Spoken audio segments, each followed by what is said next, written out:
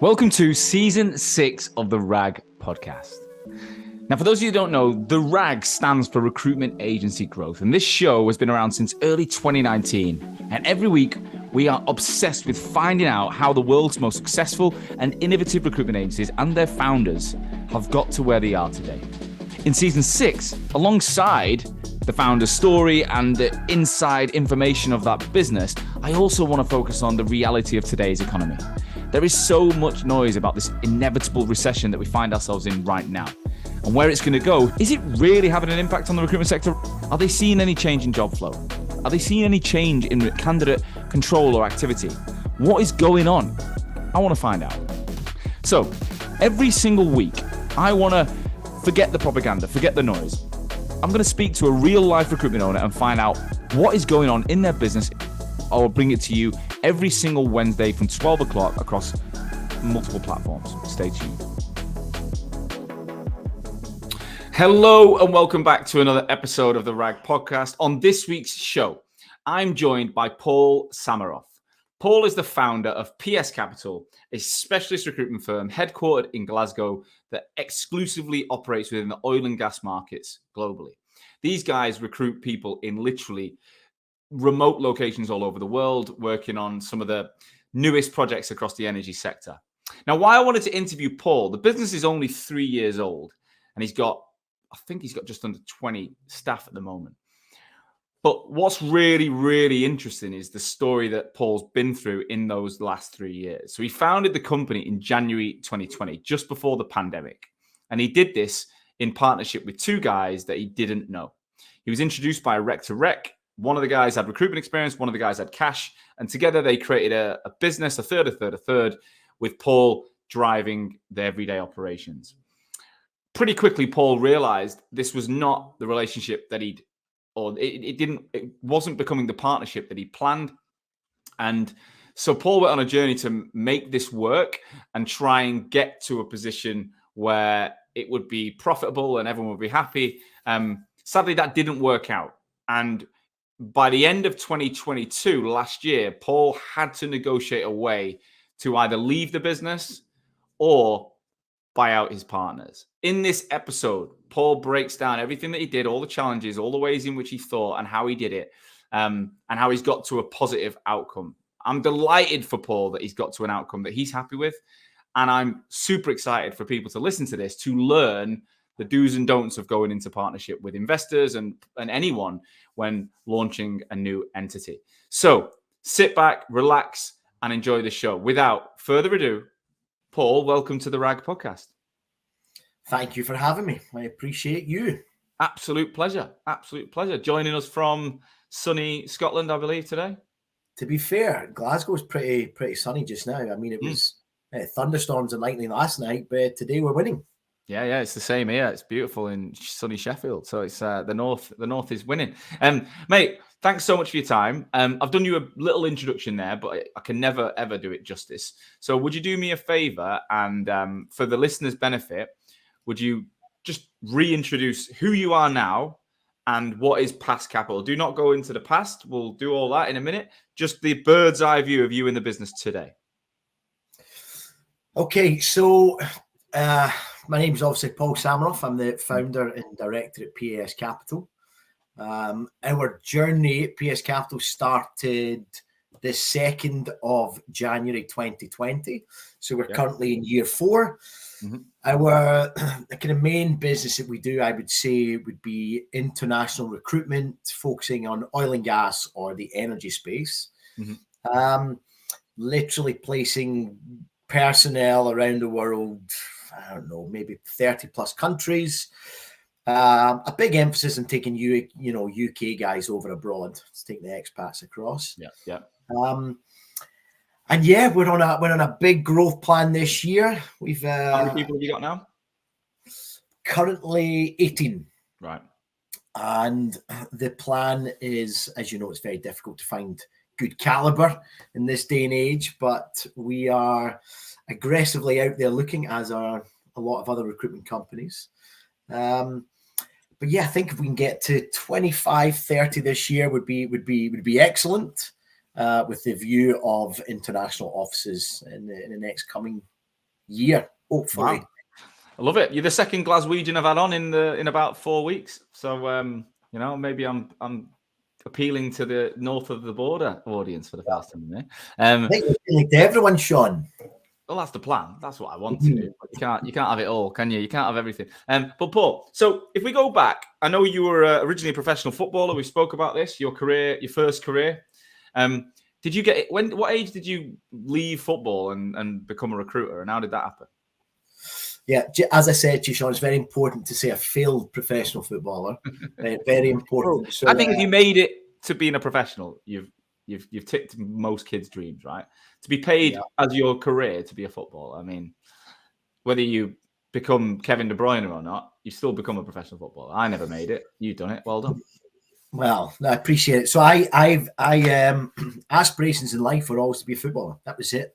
Grew up. My dad played professional, and and the reason why I talk about it is I think in recruitment it's really important to be hungry and be able to kind of deal with the rejections per se, and going into any professional career in the sporting industry is, I think you need to have a little bit of that kind of it's competitive as well, isn't it? Oh, absolutely, for sure. So when I was finishing football at a tender age of 26, sounds crazy. I generally had no clue what I was going to do, Sean. I knew I was moving back from America after being there for nearly 10 years. I was speaking to friends. I was going to see my sister down in London, and I just wanted to see what another big city was like, because I just moved from Atlanta, Georgia. Yeah. And then I bumped into one of my buddies. I don't mind giving a shout out, Zachary White. And he was like, you know what? Why don't you kind of look what I do on a day-to-day basis? Because I was wondering how Zach is driving this beautiful new car. And Zach wasn't necessarily very good at school, and he wasn't the best boy in every capacity. Lovely boy, warm-hearted. And he was literally driving around the streets in London, and he was just speaking to candidates and clients in his car 3 hours during the day. And he was placing, he was doing about 2 or 3 big placements a year. So his office was in his car? I mean, literally, he had an office in London. Yeah. But for this day to show me around London, I think it was just show me how easy things were doing what he was doing. Now, obviously, it's not, and he was at a different stage. But I just remember him just cruising, and literally, he was like, that's this banker for this company, and this is where he's going to go. I was like, well, geez, if he can do it, I need to get involved in some capacity. And then I ended up interviewing with a company called Vivid Resourcing. Yeah. I mean, we didn't have the loveliest breakup, but but you shouldn't burn bridges. But I interviewed with them, and the rest was history. Genuinely, I went in, and because I had a Scottish accent and I was from up north, they were an IT finance company, and they said, you're doing oil and gas. And I was like, but nobody's doing oil and gas in the business. We don't have any clients. And they're like, yeah, just kind of do your thing. I effectively, Sean, kid you not, had nothing, no database, so no candidates, no job boards at the time, absolutely nothing. Kind of intense 2 days training, maybe at best. And then within about 7 months, I was a top biller at Vivid. How? I think because everyone else in the office was kind of grads, right? Yeah. And they were probably 21 years old. Here was me, probably about 27-ish years old, and I didn't have a pot to piss in London. Yeah, that was very similar to me when I got to London. 27th, my 26th birthday, I moved to London with no money. I had the same. I was the top biller within a year. I'd done it, but I'm interested to know. I'd done recruitment for just under 2 years in Australia, so I knew the job. I didn't know in the market, but I knew the job. So you're a complete rookie, but you are a bit older. So how does that? Definitely older. Yeah, definitely older. I wasn't going in there to make friends, right? I'm being be very, very honest, right? I'd left America, cars, 4-bedroom house, beautiful setup and everything. And literally in London, I went to go and stay with my sister. She had a 1-bedroom flat at the time, and I stayed on her sofa, our 2-seater sofa, and then sometimes on the floor. And I don't think people realize like how it is difficult to move anywhere, but London especially, because just in travel alone and commuting and your lunches, if you're not making your sandwiches, getting a suit. I mean, I brought nothing from the States because everything in the States is obviously very different. My lifestyle over there was very different.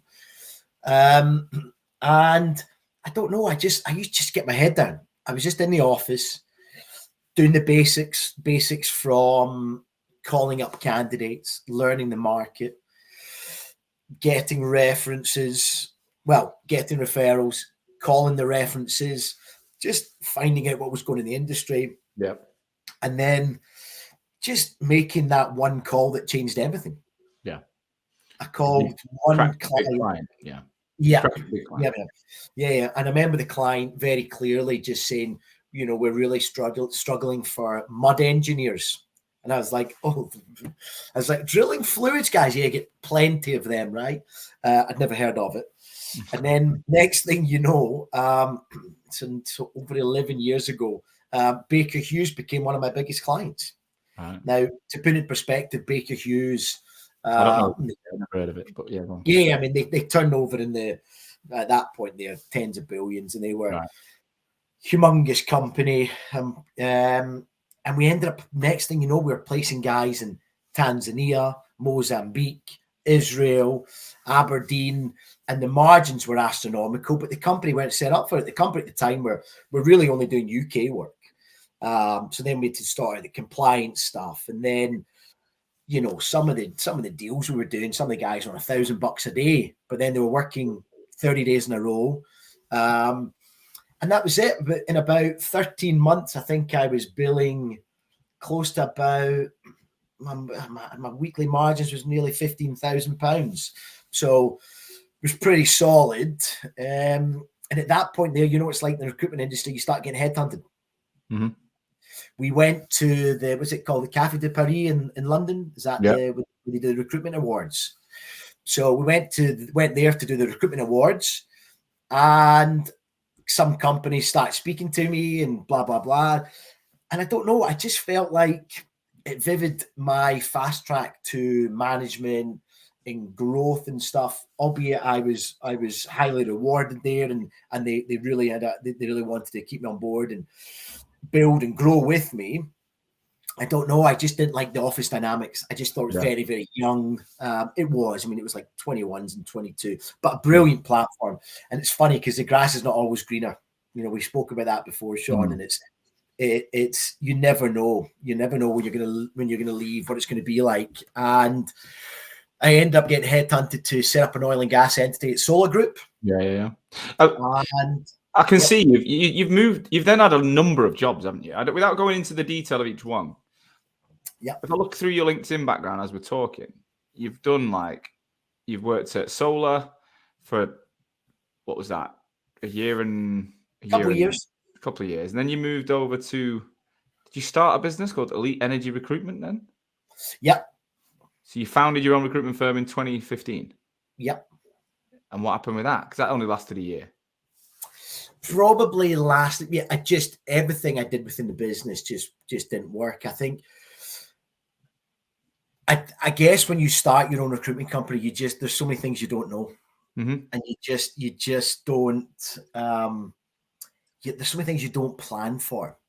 The oil and gas industry took a tanking that year. We got into a big client who had their assets freezed in the Middle East. Yeah. So we had guys that were going out to. We were actually doing a lot of international visas, and we're sorting it out, and the process was pretty smooth, but then the client couldn't hire them all, and it was an absolute nightmare. I also brought in a couple of people who were let's just say slightly older and fine-tuned in the recruitment industry, and they just weren't working the way I was trained. Yeah. You know, mine was the S3 kind of model. Yeah. Really hungry, on the phone religiously. And just if you don't have work, you're calling candidates to find out what's going on in the market. These people in the office were very were reactive. And I'm really honest, I just despised it, everything about it. And at that point there, I think maybe I get burnt out. Maybe I was 6 years into recruitment, not loving it. And it can be like that. But I think anyone who starts a business in any industry, there's so many things that you just don't know. So I knew when we started PS Capital, after taking a sabbatical, we moved to Barcelona. Well, that's what I was going to say. So you take the decision to shut that business down, and then you do a load of different jobs, all in like outside of recruitment, right? You're working in, is it golf events and all sorts for the next few years? Under the one banner Mailer Pro. Right, but then what about things like Scandinavian capital markets and again that was under Mailer Pro. So effectively that was, I wanted to get into kind of stockbroking and stuff like that, and I wanted to learn about trading. So for a 3-year period from 2016 to 2019, that's what I went into. I went into. You stayed out of recruitment completely. Yeah, so I wanted to kind of leverage my kind of what I'd done in the past. I knew I was good in front of people. I knew I could put people together, and I did a lot of traveling, so I'd go to Hong Kong. So we were involved in effectively trying to broker different deals. And it was easier when you had bigger companies behind you. So Scandinavian being one of them. And it was an interesting time per se. We moved to Barcelona. I had my second child over there. Kai was born in Barcelona. So my daughter learned her fluent Spanish, not just off her mother, but living over there. And I don't know, I just think I loved the kind of international feel. I'd lived abroad most of my life. The funny thing is, I left Glasgow in 2003, and the first time I moved back to 2019, effectively full time. Yeah, that's similar to me. I left Manchester in 2004, and then I moved back in 2020, and now I'm Sheffield down the road. But I left the north and thought, I left Sheffield in 2010, and I genuinely thought I don't even know if I'd go back to visit. Like, it was not on the radar. Australia, London, back to Manchester in the pandemic, and now in Sheffield. It's weird how you go on these big circles. So you moved to Barcelona. You're doing non-recruitment things. What brings you back into the industry then in 2000? Because you joined Samuel Knight, didn't you? So you joined an established recruitment firm in 2019. What brings you back? I think I just knew I had unfinished business. Right. I knew I did. I knew I'd done so well, and I knew I'd built up other companies. At Solar Group, I took the company from 2014, 2016 to an 8 to 16 million turnover within the kind of 20 months. And I just felt like I knew I had the capabilities of doing it myself.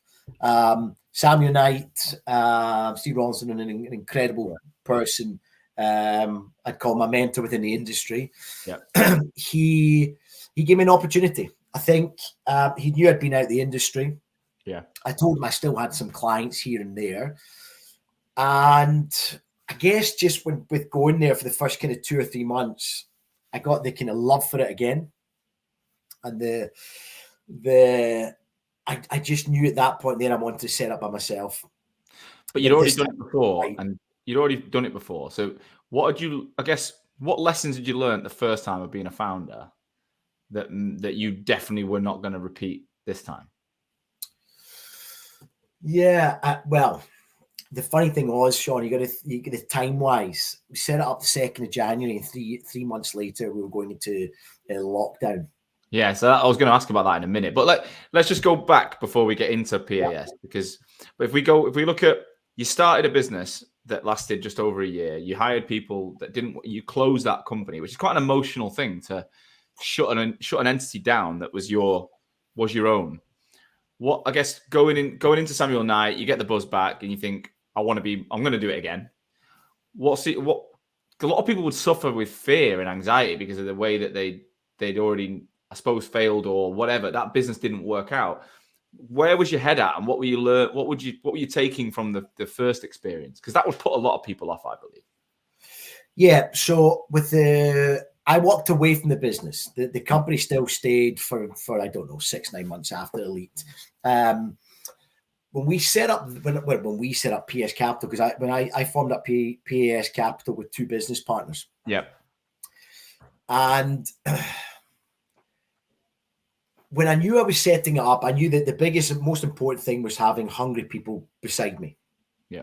That was really important. People who were on the same journey. So one of my ex-business partners had his own recruitment company.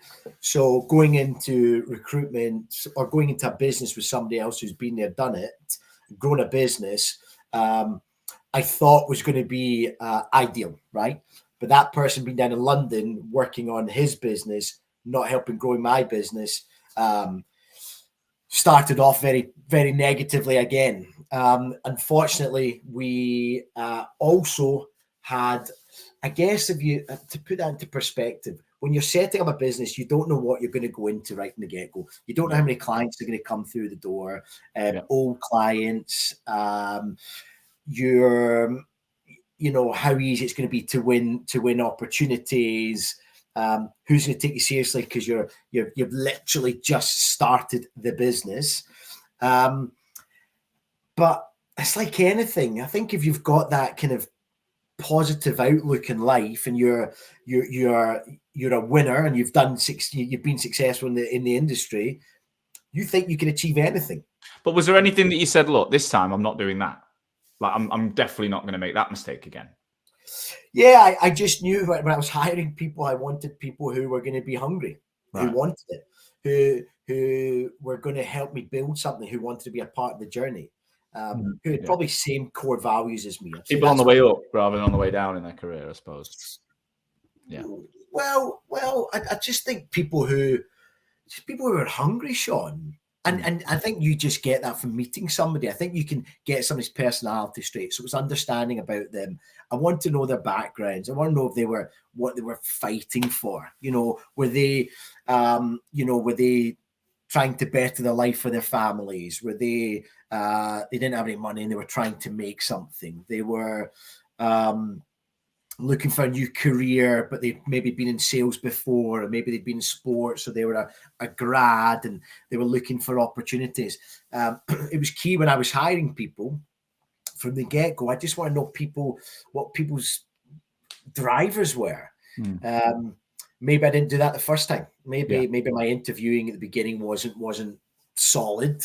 And I think when we started it wasn't even a case of I was going out there to hire a bunch of people. I needed to grow it by myself and then have a platform to bring in other people. But it literally went out the window immediately.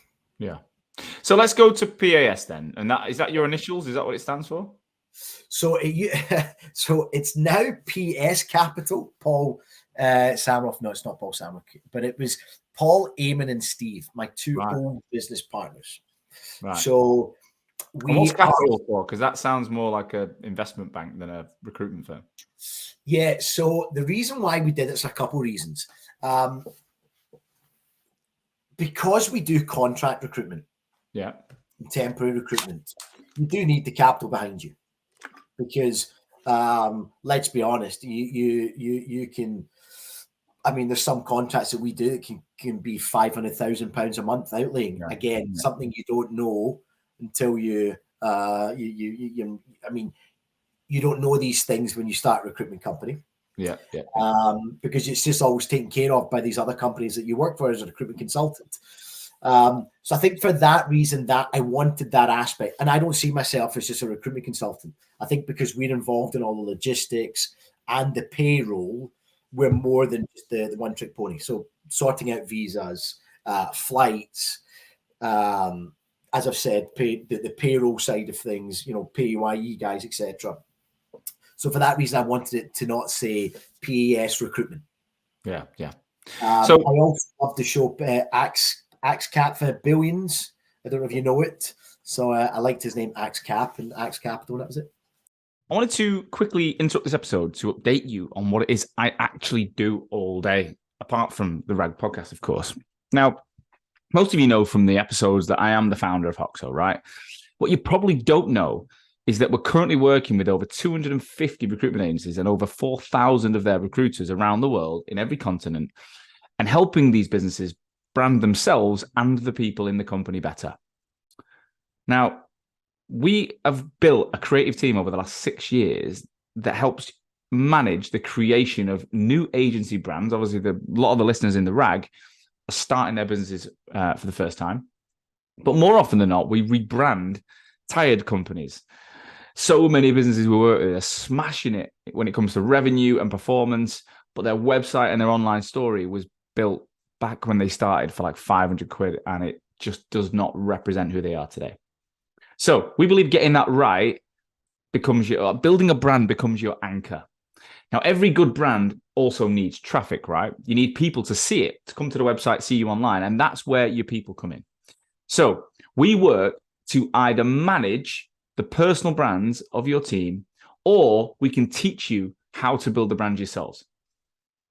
All of it is designed to give you consistency on LinkedIn that helps you stand out from the competition, show your personality, show and add value, and ultimately make more money. Now, I personally speak to potential new customers along with my business partner, Amma. So I would love to spend some time with you, my RAG listeners that I potentially don't even know yet. Any of you that are interested in building a brand that's fit for purpose in 2023 and beyond, come and speak to us. Just click the link in the show notes, fill in the form, and we will be in touch with you within 48 hours to book a 30 minutes video call ASAP. Right, back to the show. Right, okay.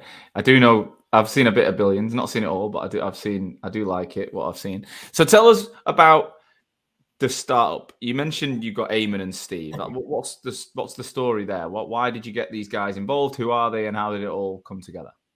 Okay, so I get a phone call from a rec to rec company saying they're looking to back people.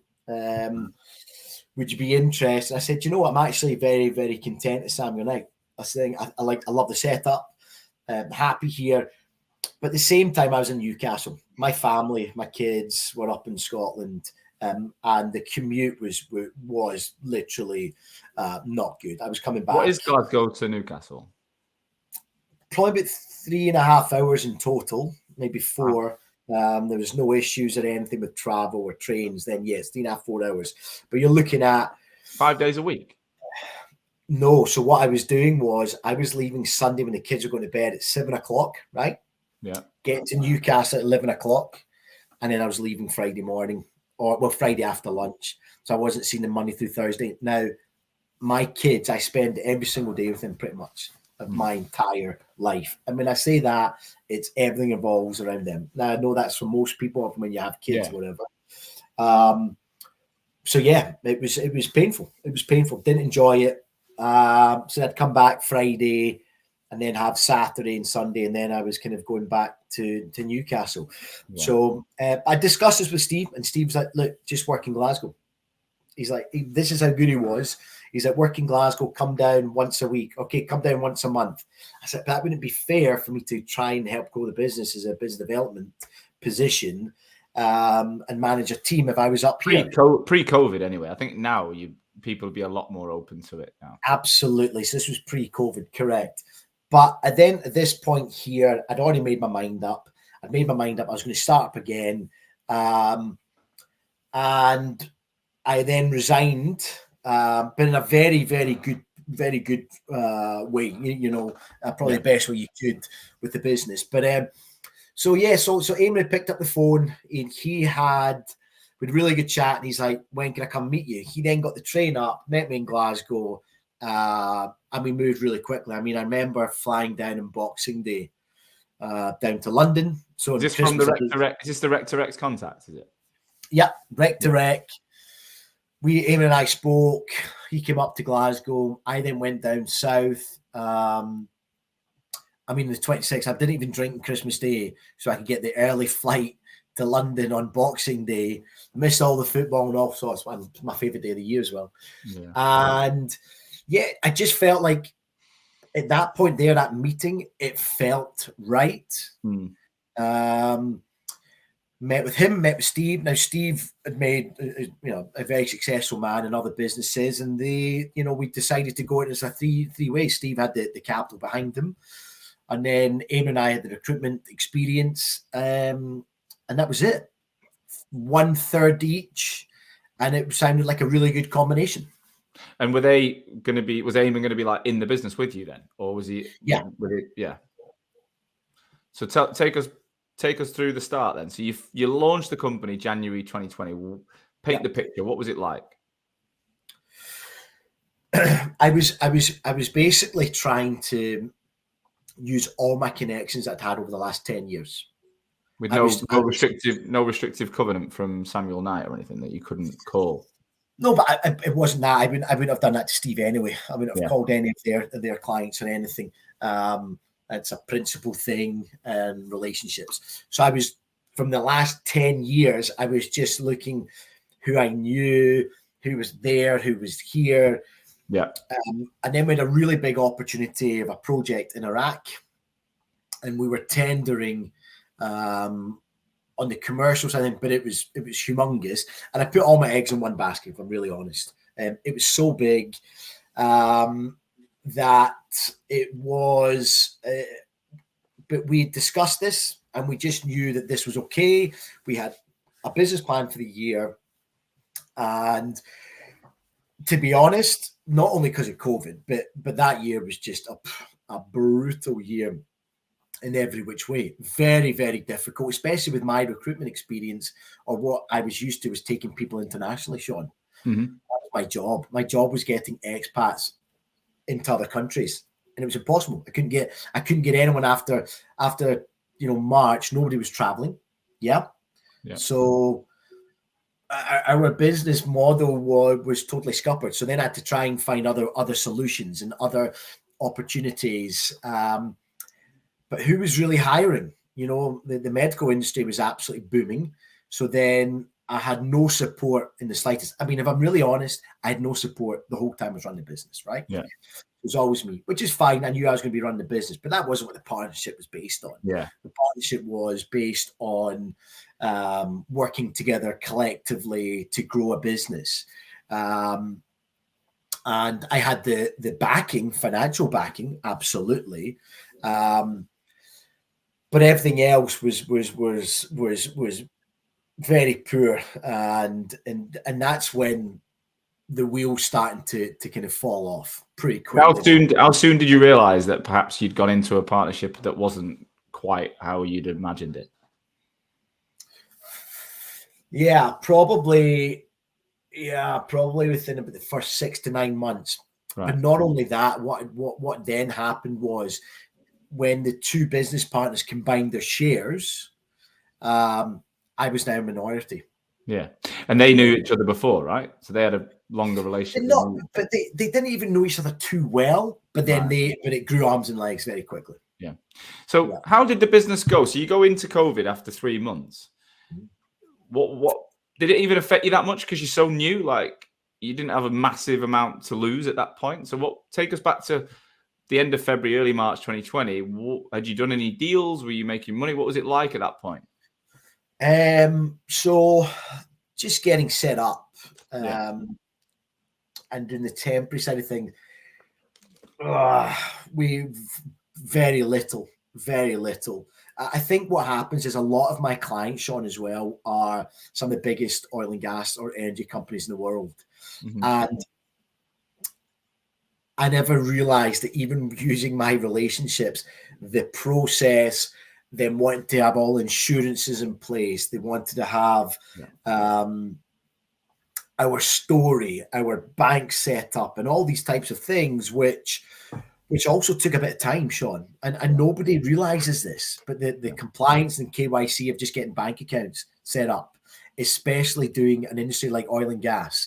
Where are these guys working? Are they going to be what happens is an oil spill? And that's literally the questions that you'd get asked, and getting all these kind of the logistics set up for your business to then go out to win the business. was painful. Was really, really painful. And then even more so because the paperwork, you remember, doing things during COVID. I mean, some things just, it wasn't important anymore. It wasn't important to get these things set up, and because there was other much more present, kind of. So you already working? Were you working from Glasgow from home or whatever anyway, or what was before the pandemic hit? Yeah, so initially it was just a small kind of office space, keep the costs down, and pretty much on my phone. Yeah, and then you went back then you'd work from home.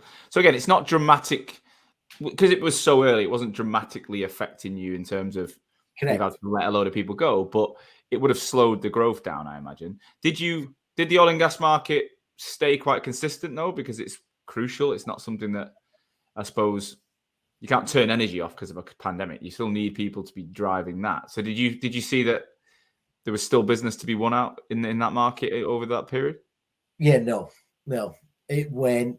This is what happens in oil and gas. The peaks and troughs and so forth. Right. But there's times when it's absolutely manic, and then it's so quiet. Obviously, barrels went to negative. It was horrific. Really? It was so bad. It was the worst I'd ever seen it since 2010. Well, maybe, yeah. I mean, since I'd been in the industry. So what are you doing financially at this point? Are you being paid by the backer, or have you got your own money? We put money in the business. We had put money in the business. Yeah. So yes, it was kind of living off that, so to speak. But a high burn rate, really high burn rate. Hindsight, because things have been done differently. Absolutely, right. Yeah. And then slowly but surely we picked up a couple pieces of business, so to speak, trying to be clever. So a couple oil and gas companies were saying, right, look, we can get people from Indonesia into China and doing the visa processes. So we started doing a little bit here and there. I also, the mining side of the business was still okay. So that was me taking local Australians into other mining groups. But it was like in Western Australia only. Now, normally in Australia, you normally get what's called the FIFO, FIFO, the fly in, fly out. So you get somebody, going from up here down south or whatever, the west, east, whatever. And you couldn't do that because of COVID. So we were trying to find people within a region, but then you've got Australian companies, not overly keen of dealing with British companies during COVID. We're a startup. You go in company's house. You've been in the business for 6 or 9 months. Yeah. And it's like, and then Australian candidates thinking this is a scam, and you're like, oh God, just give me a little break. Come on. And you're doing all of this. It's just you at this point.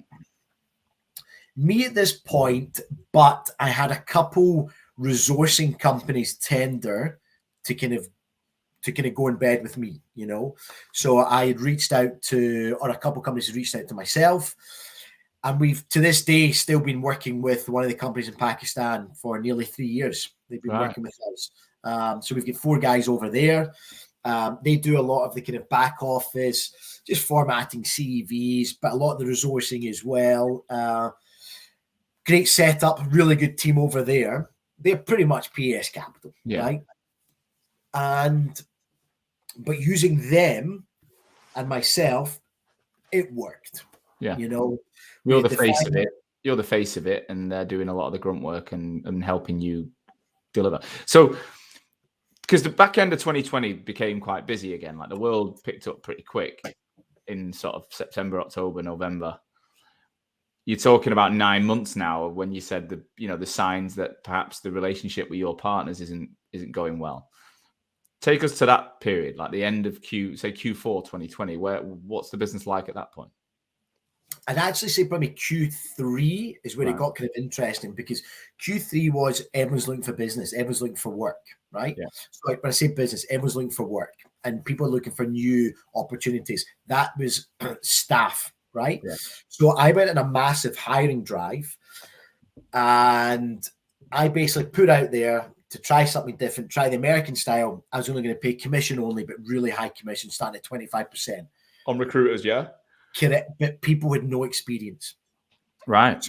Bring them in, train them, and I said, we'll do 1 week's full-on training, food, drinks, everything provided by the company, and then with the view of hiring whoever got past the first week, right? So the second week, I had 12 new faces in my brand new office. You know, an office that basically during COVID, I had taken the floorboards, put all the desks and the computers, painted, etc., etc. And yeah, we had a new team. We had a new team who were going after the energy space, renewables, oil and gas. We're bringing in people who'd been maybe offshore in the oil and gas industry. I brought in a couple people who'd been in sales companies, people with no experience in the slightest, but had something about them. And it wasn't amazing, but it started getting our name out there. You know, it's like anything. It's not easy starting a new industry. And these people were literally, effectively, it was cold calling. And I did knocking on doors on a commission-only agreement years ago. Did it for 6-7 months, and I was pretty good at it. But after a while, I just worked out that I could get paid for the hours and get, well, I didn't go into sales. I went to teaching, but I always think anyone in the US, it's pretty standard to just be on commission-only agreements, right? But in the UK, it's just not standard here. So how did that play out? Did you have to change it? Did people figure that out, that industry standard is they can go and get a 25% commission and get a salary? I don't think at that point there it was.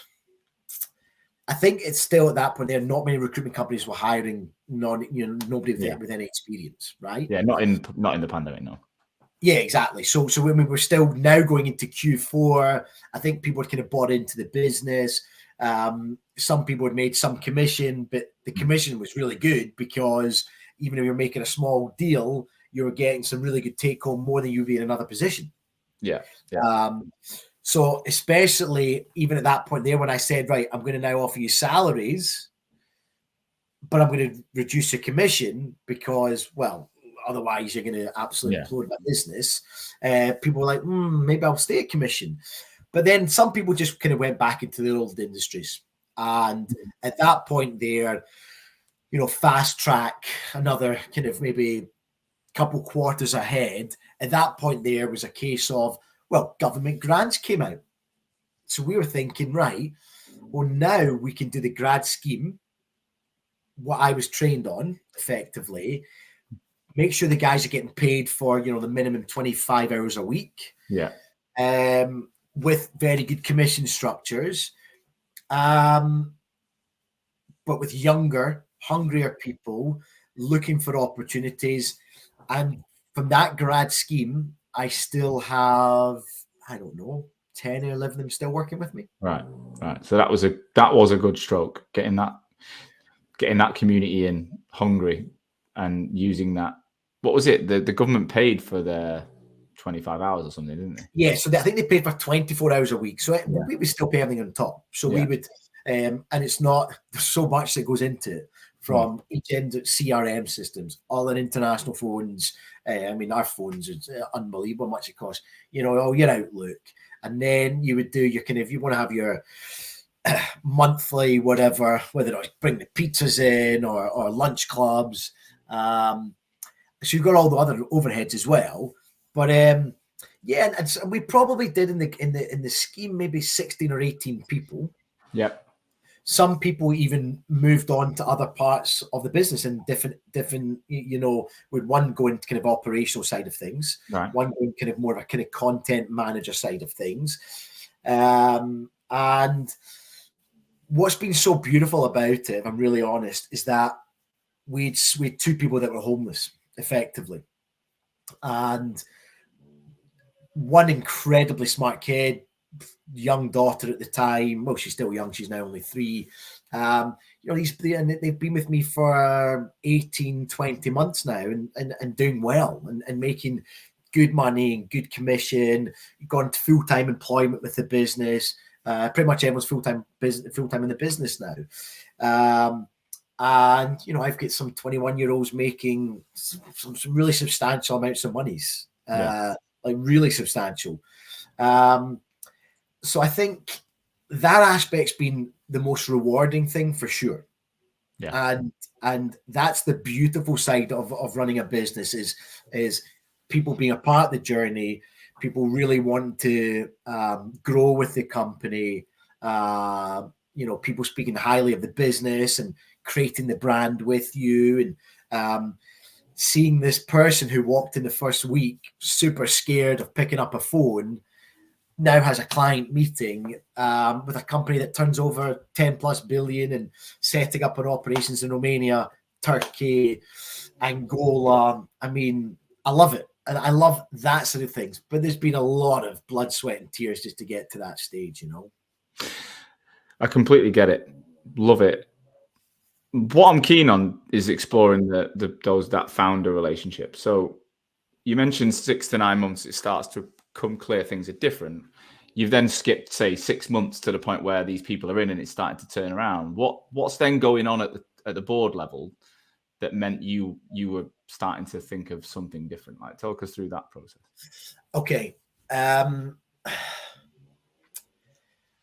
Where would probably a good bit to start?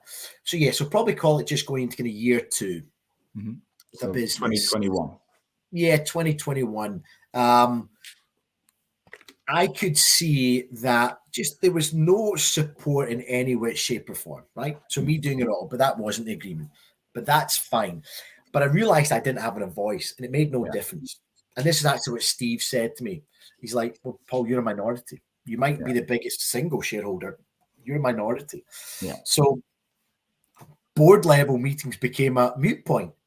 Unless I said something that was so perfect and what they wanted to hear and stuff like that. It was, right, Paul, you'll take costs reduction on your salaries and what, you know, because we need to be hitting these targets and this, and this. And I was like, but I'm the one springing all the business. And they're like, yeah, but, you know, we want to start seeing a return in this. And I was like, okay, fine, understandable. I get it. A little bit emotional beginning because maybe I wasn't looking at it from their view. But then when I started to look at it, it's like, okay, I'll take a back seat. I can get where they're coming from. But then I started to see costs being inflated or fees coming out of a business where management fees. What management fees am I paying? I run the business, and they were significantly more than what I was taking. So I was like, well, what's going on here? You know, and I don't want to bad mouth people per se, because again, I was given an opportunity and I was very grateful for the opportunity. And I've said that since the beginning. Without them, I wouldn't have been able to, you know, kickstart the business off. So with those management fees, the inflation charges on kind of running a CRM system, an uplift on phones and computers and stuff, I was like, what is going on here? This is not right.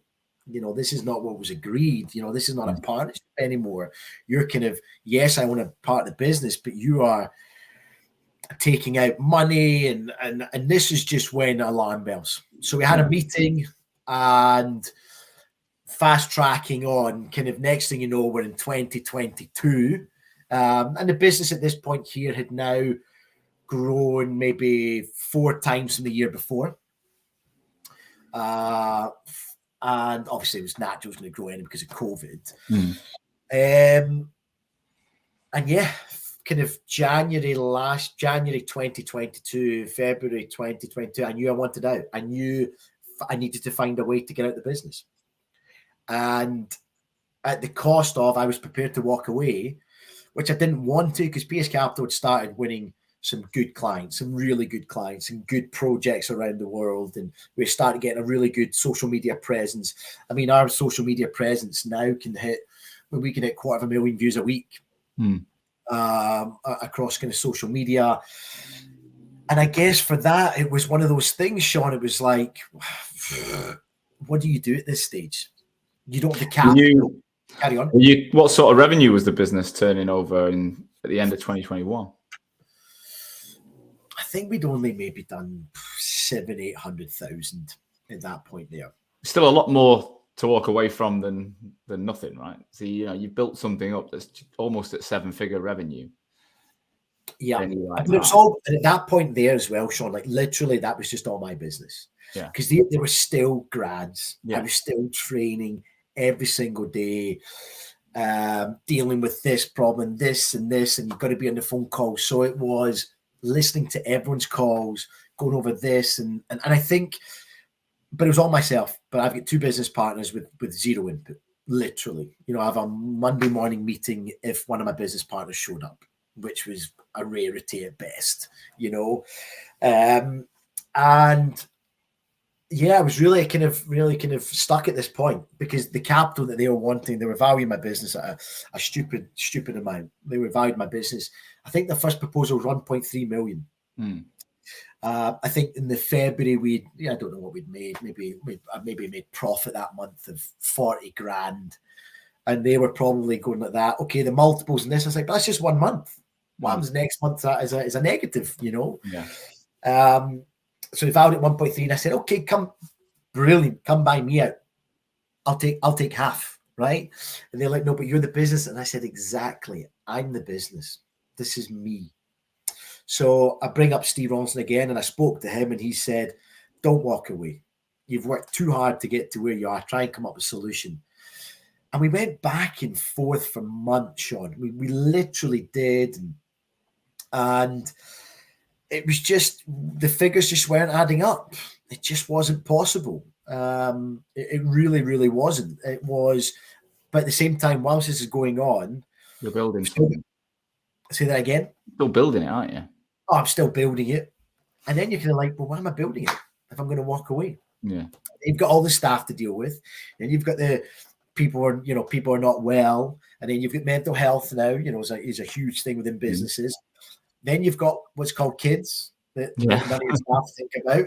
So you've got your kids, and then you've got summer. Now, summer holidays, if you're running a business, so what do your kids do? And then these are things that you would naturally just never probably think about it. And then the kids' mother's out working as well. So then you're going to bring them in the office some days. There's just so many things that nobody really thinks of. But anyway, so we kind of got to a position where I felt like we had agreement in place. But then it was the next kind of things. Then it was, well, I've got an invoice factoring facility in place already. I need to get new partners. I need to get new IT partners, new phone partners, or retain them, new invoice factoring facilities. And then this is where the goofy thing was, I met with quite a few invoice factoring facilities and companies and banks, etc. And they were like, if you pay these guys out, you're going to run into cash flow problems right from the get-go. So we had agreed a deal in principle. When was this? When are we talking? Like last summer, 2022? Yeah, it kind of looked like that. Yeah, kind of summer-wise, kind of maybe tail end of summer, we looked like we had a deal sorted. And then I had to pretty much pull out. And everyone was like, well, what the hell? And I was like, well we're going to have cash flow problems. And then we kind of got to a point where I'd spoken to likes of Steve, and I'd spoken to other people, and I called up other recruitment owners and some pretty big people within the industry who are involved in managing buyouts. And people were saying to me, Paul, why don't we just back you to start again? I was like, oh my God, here we go again. Yeah, no. And then I would go in as like, no, because I'm going to say I want an extreme amount of percentage because of what's happened in the past. And it just wasn't, I just couldn't find the right kind of where I was going to go. So I had decided that mentally it was okay for me to walk away. Here's a message from our newest sponsor in 2023, the Recruit Hub. Are you thinking about starting a recruitment business in the UK or the USA? If you've thought about it, if you've got any desire to start a recruitment business in the future, or you might have just started up and you think, am I doing it right? Then you can download a startup blueprint and access key information. Information relating to funding. How much money do you actually need and what are your options? Knowing where you stand. You know, what is your non-compete and do you have any restrictions you really need to consider? Do you need a co-founder? What do you need to know about going alone, going with someone else? How to automate your way to billing faster. Business planning basics, things like what is a business plan and how do you write one? And then how do you come up with a name and build a brand? Now, if you are interested in taking this document, our newest sponsor are giving it away for free. They are called Recruit Hub, and you can get it at recruit-hub.com/startup-blueprint.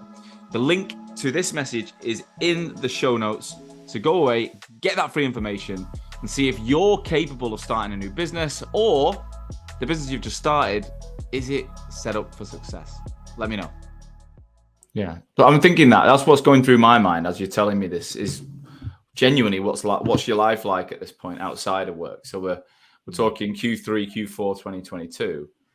Like you say, summer holidays. I've only been a stepfather for 18 months, right? But I'm so much more empathetic now to parents because before I'm living in my little flat in Manchester with my dog and it's half term and I'm not interested and wondering why clients are struggling to get on calls and things.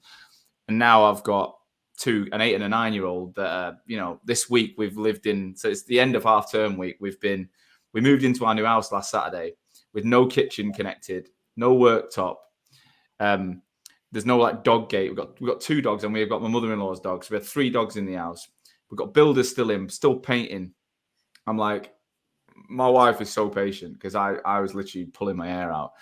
We've managed it and we've actually had a really fun week, but I've kept my office in this. This is my old house that I'm leaving in a couple of, this will be tomorrow. I'm actually going to take my desk to my new place. But I've had this outlet to come to and, it's a really difficult time. You've gone through a summer with all of that, plus you don't even know what you're doing with your business and what's going on in your brain. How are you coping or how are you not coping at that point? Yeah, no, look, genuinely, I think this is where I go back to sports and rejections and stuff like that with football.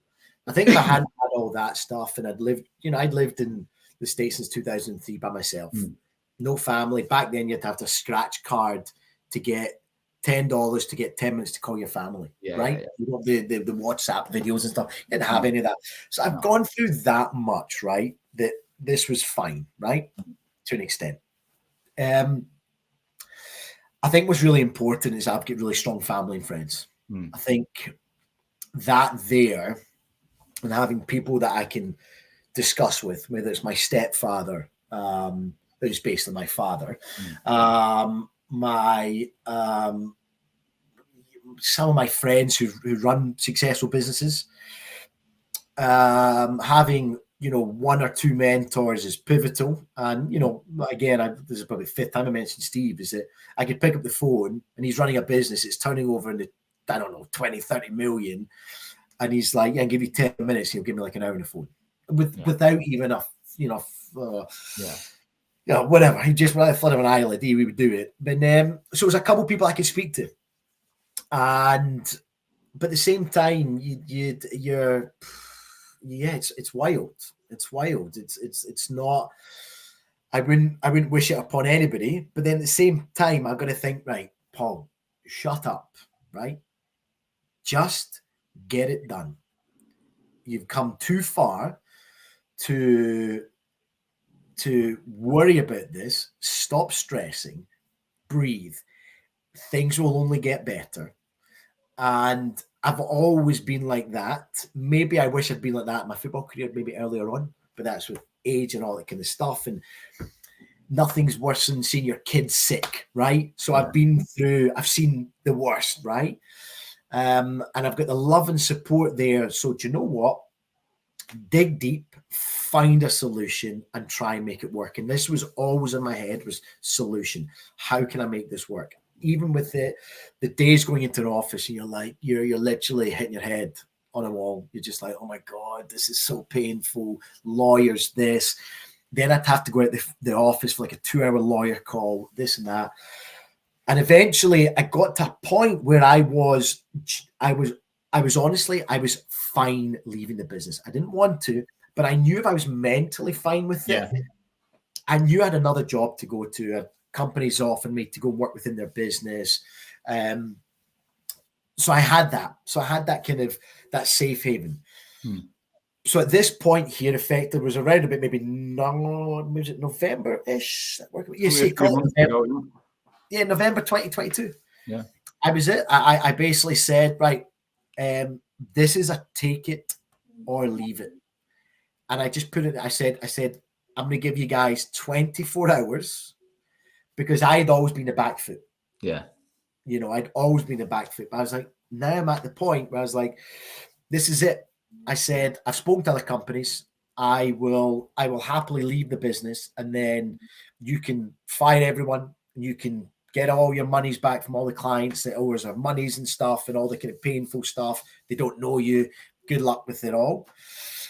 Or what are you going to do? Walk away from your shares and everything? Just walk away? Yeah, I'm just literally going to walk away, right? Yeah. Or we can do this in a way that everyone wins. I think this is a very, very good figure. Yeah. We can get it done. We can get it done by the end of this year, as in the end of 2022. And that's it. And I think... Was that then getting a one-off payment to go, or was it then staggering it so that your cash flow was protected? Well, yes. So it had to be that way. Yeah. It had to be staggered because otherwise it would have been impossible, right? So at this point here, I got the phone call the next day. Was like, we reluctantly accept. Yeah. But just to put it into perspective, Sean, the kind of things that I had to deal with, like payroll. Payroll was getting done on like Friday at like 5:30. So contractors calling me up saying I'm not being paid, and I'm like, yeah, but this is all done down south. I can't do anything. But this was like religiously. They didn't care about my business at the end, right? Yeah. And it was painful, and but we knew we're coming to an end. So I was like, just deal with it. We're going to be fine. We're going to survive. But it was really important getting my invoice factoring facility together and getting, I'd met with 3 companies. My old company still wanted the business, but I wanted a clean breakaway. And then that's when I signed the deal with Synergy Bank, and Synergy Bank were brilliant. Dan and Sarah were fantastic. I mean, you can look at my post. They put a really nice post. They an article in the Finance Times, whatever it was. I can't remember. Apologies. But they were brilliant. They were actually instrumental in it all. You know, between their lawyers and my ex-business partner's lawyers, we were able to structure a deal, which we signed on the 24th of January. So into December, there was still a lot more that had to get done. So we're talking about this literally closed less than a month ago. Wow. And that gives you full ownership of the business and a plan to, and then you've got a scheme to pay them for what their shares were. Correct. Yeah. Effectively, it gave me the 100% ownership. But Sean, like I will sit in the sales floor with everyone. I go at my own office now. We are building an office and boardroom for things like this. How different does it feel now, though? Like, is it genuinely like a completely different? You know, the weight's off your shoulders, and it's like there's still shitloads to do now, but at least it's yours to do. You're not reliant on other people. I mean, the business, cost-wise, I promise you, Sean, we've probably saved ourselves like 20 grand a month with getting rid of them. Wow. How sad is that? I know, yeah. You're in partnership with people and you're saving yourself 20 grand a month after. Oh, £250,000 a year, isn't it? Liquid. Wild. So that alone is just like, hello. Fantastic. But I feel like my staff can feel it as well. They know it too, because they don't have to deal with my, listening to phone calls, or whether I'm in the office or not on the office because I've got lawyers meetings or etc. And just everything. Everything's a lot smoother. We've now when you're doing a deal, it actually means something to the business, and it's not going to go out of the business, which is special, which shouldn't be special because it should be natural within a recruitment business, but it is. Everything's special now. And yeah, it's a beautiful. What month in the future will you have paid them off completely and they're gone? Have you got a deadline, a date in when that's gone? Well, I mean, it kind of depends. I envision that to be done at some point this year. Yeah. For me personally, all the shares are transferred over, right? Yeah. So that's irrelevant. But on the premise that you pay, the rest has got to be paid. But it'll be some point this year. I reckon probably third quarter. It'll be a nice feeling again, won't it? That'll be like closing the door on it. Yeah, for sure. Absolutely. That would be a nice tick. And it's good that I've effectively done it myself. I didn't want to go out to my network, but I did. I spoke to some family and friends. I looked at kind of options and financing and stuff and banks. But it's like, I'll just do it from the profits from the business. That's probably the cleanest way of doing it. It means I don't lose out shares. And other recruitment owners were saying this to me, don't give up shares.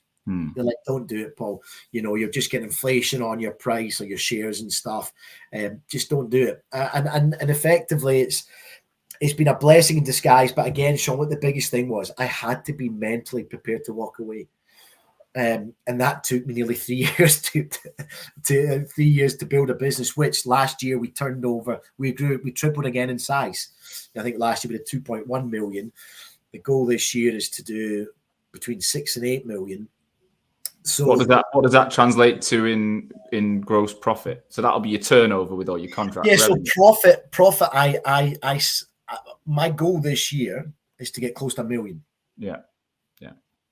So, and I think with them, I mean, could you imagine? So mentally walking away from that would be painful, The beautiful thing is, and I knew I had this as well, is that I knew my clients would come back to me. Yeah. As in, even if I moved away, I knew the clients would come back. So I also had that as well, because I would have probably gone to the likes of Samuel Knight or somebody, something like that, and worked out a deal where I would have brought all the business to them. So everyone would have won. Sounds like you should have gone to my sponsor today, Recruit Hub, at the start, because Edmund, what they do, they will back you, but with either back office or finance, but they might take a very, very, very small stake, maybe not, and it's a percentage of revenue play for a period of time to take all your back office away and make sure you focus. So they, I think going into the right partnership, it can work for many people. I've got plenty of clients with Recruit Hub and others that it's gone really well and it's suited them. It sounds like you chose the wrong people, but these things happen. What advice would you give someone then? If anyone's out there and they're looking to start a firm and they're thinking about partnering either with a private investor, a friend, whatever, have you got any obvious checkpoints or things that people should think about before they go into bed with someone? Know your roles. You really need to know your roles, because if someone's coming in purely in a monetary side of things, they're going to have zero input, but they're going to be on your ass because they want to know the figures, right? If you're not good at figures, right, you need to have someone who is going to be good at figures. So you got to know your roles right from the get-go, because you got to know that if you're putting in a 12-hour day, 5 days a week, and you're okay with them putting 6 hours a week, fine. But you've got to know what you're going into, who you're going to business with. You got to know everything about them. Not everything about them, but you got to know a goddamn lot about them. You're not going to love everyone and like everyone you work with in any business. But can you be there on a day-to-day working alongside them on the same journey? It's so important. If you look at a football team in a dressing room, right, out of the 30, 35 players, not a chance they're all having dinner together 5 days a week. Yeah. Right? The Brazilians will be with the Brazilians, or the British will be with the British players, or the South Americans, whatever. All different cultures. But how can you put them together? How can they work together? And I think that's so important. So what I would say to anyone who's listening, who's looking to set up, is you have to kind of really have a not an aggressive business plan at the beginning. You got to think whatever your figures are for the year, at best quarter it, right? At best quarter it, because you think that leaving a recruitment company where you've got huge clients that they're going to come with you, they're not. They're not. They might come later on, but they're just not going to come with you right from the get-go. So you've got to put this into perspective. I would, money-wise, you're gonna burn money really quickly because you've got things to pay that you won't think about.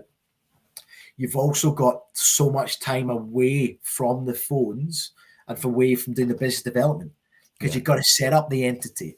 You've got to set up whether it's an office, your phones, your insurances, your logo, just any goofy thing from a website. You know, these things cost. They're not free. Yes, you can set up a Wix and stuff, but what company is going to buy into that? You know, if you're going after a huge tender, a huge company, they're like, yeah, well, you've just set up your own website, you know. So you really got to have a good hard think about it. And honestly, when I say this, Sean, if anyone is, I'm delighted to speak to them totally free of charge.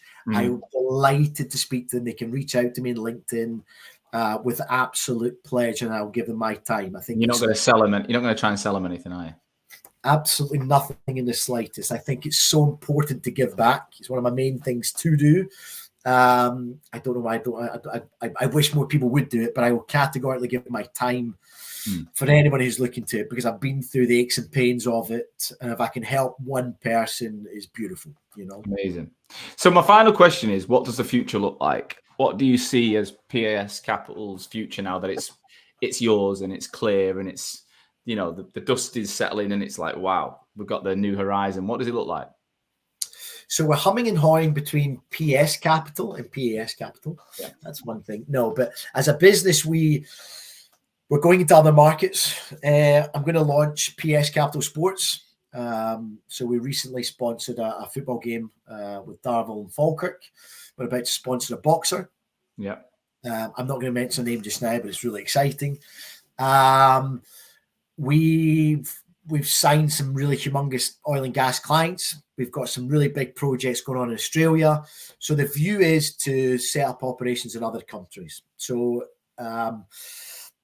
it looks like effectively we will get an operations in the States, Australia. I would love to, and this is a kind of nostalgia thing, I'd like to get one in Barcelona, but that might be a little bit away. Like I said, the growth for this year, I'd like to get us up to about 25, 30 people with a turnover, 6-7 million with £1 million growth. That's my target. I'd love to get that growth, £1 million profit. I'd really like to hit that. That's a kind of really good milestone for a business. And then from there, it's just to find a way to continue the growth. I'd like to see some of my junior people, my grads, become managers. You know, some of these people are going into their second year. Some of them are starting to kind of oversee 1 or 2 people. That'd be a kind of nice, kind of like a personal milestone, just kind of seeing their growth and then seeing them kind of pass on the baton, so to speak. I want to be the biggest recruitment company in Glasgow, if not Scotland. Now, that's not like a subsection of a NES or a Faircroft, one of the big boys. I believe after this year, if we were to hit that kind of 7 million, I think we'd be probably one of the biggest recruitment companies, especially within the first 5 years. And then when accolades, and the accolades are best office to work in, so to, you know, etc. Those are things that they're nice. It just means that you're doing the right things. And then lastly, I'd say just giving back to community. It's something that's really kind of, Glasgow's a big place, right? So we are definitely trying to get involved in more ways than just, oh, we're a recruitment company. And whether that's charities, which we've done a little bit recently. You shouldn't talk about charity if you give charity, but it's definitely things that we want to get involved in. I think it's nice to. And do you have aspirations of a sale and exit in the future? Is that what you're building for? Are you building it just to run it for yourself forever? Have you got a goal long term? I think a lot of people want to have an exit plan. And look, if there was an opportunity there, then, you know, something I would look at, but it's not even in my mind. Not in my mind just now. I really want to hit the sports industry huge. I want to do executive search for the likes of football teams. So I've been in communication with quite a few football teams already. Again, I don't want to mention some of them, but I do. I want to place some really, you know, high-end exec personnel within the industry. And that's something that's really big to me because I love my sports.